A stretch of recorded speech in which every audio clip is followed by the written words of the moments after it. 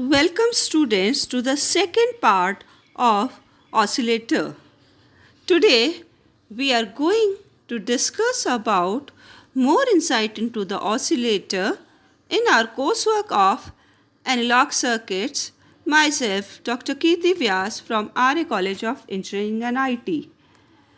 Now first of all we will see the concept of the tuned oscillator or the LC oscillator. The tuned oscillator use a parallel LC resonant circuit, a LC tank, to provide the oscillation. The frequency selection network as shown in the figure comprises of Z1, Z2 and Z3, which provides a phase shift of 180 degree. The output voltage is developed across the Z2 and the feedback voltage is developed across Z1. The amplifier provides additional phase shift of 180 degree. There are two common types of LC oscillator, namely the Colpitts oscillator, where the resonant circuit is an inductor and two capacitor. In a Hartley, the resonant circuit is a tapped inductor and or two inductors and one capacitor. Let's see the insight into the Colpitts oscillator, which has two capacitors C1 and C2 with one inductor L. The BJT output is developed across the C1 capacitor and the feedback voltage is developed across C2. Each capacitor causes 90 degree phase shift and hence makes a total 180 degree phase shift.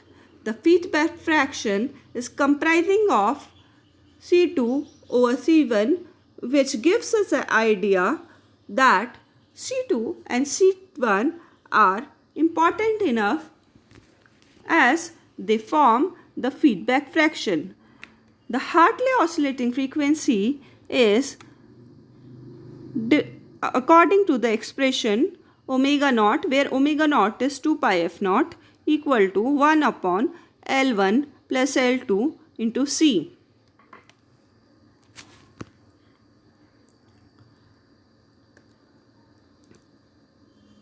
For the tuned circuit oscillators, we have, in order to derive the value, we have to find out first the value of Vf, which is equals to beta times of V0. That means beta we will substitute as Z1 upon Z1 plus Z3 and Z parallel, which is equals to Z2 upon Z1 plus Z3.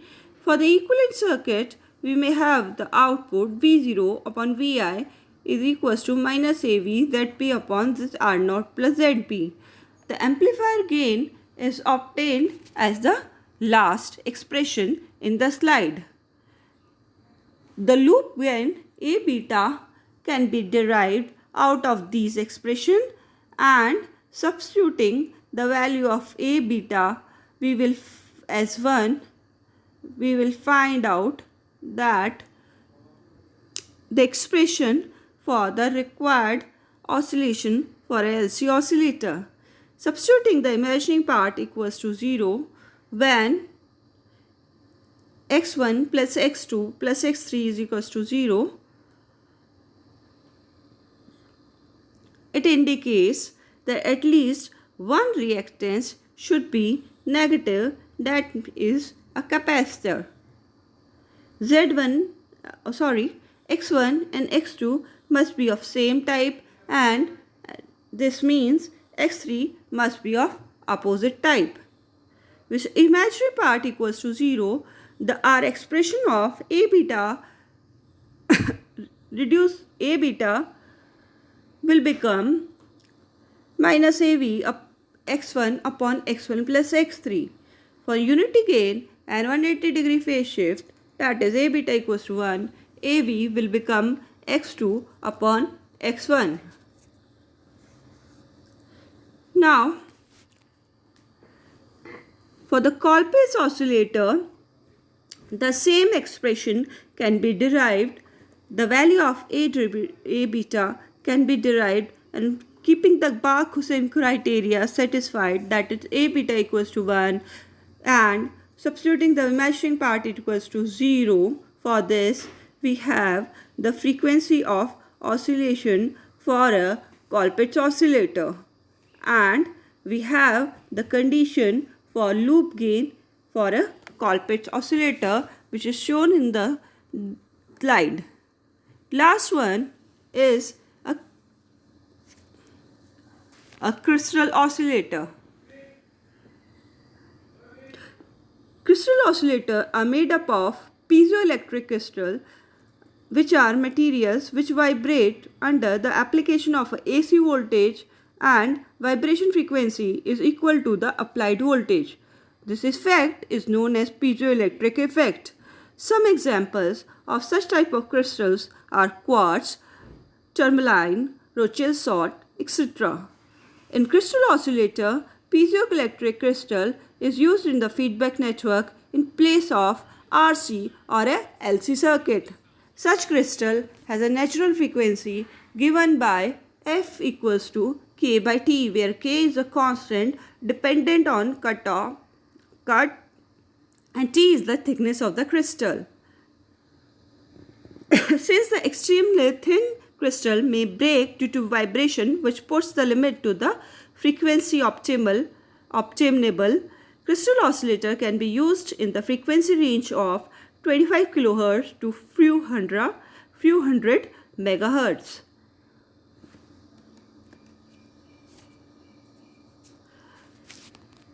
In order to use the crystal in an electronic circuit, it is placed between two metals.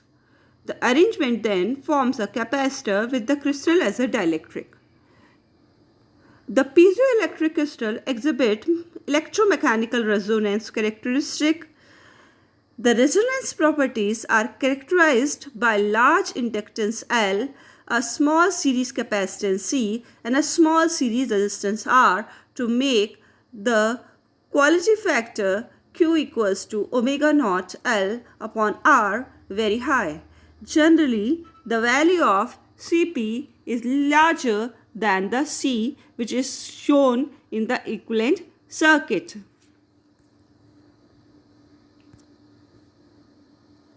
These are some of the types of ways in which a crystal oscillator is used in a series resonant condition and a parallel resonant condition. If we use the crystal in the place of series LC circuit, the oscillator will operate at the frequency omega s, and if crystal is used in place of parallel LC circuit, the oscillation will operate at the frequency of omega p.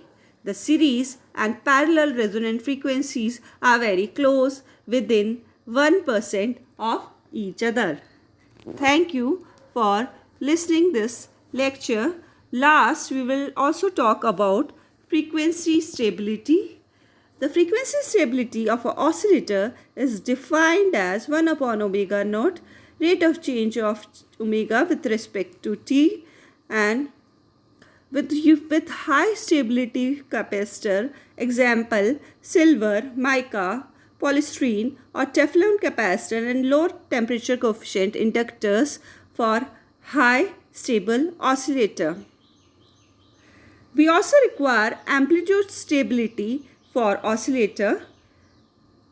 In order to start the oscillation, the loop gain is usually slightly greater than unity. LC oscillator in general do not require amplitude stabilization circuits because of the selectivity of the LC circuits. In RC oscillator, some nonlinear devices, example Zener diode or AR bulb, are often used to stabilize the amplitude. This finishes with this particular lecture. Thank you for patiently listening to the lecture.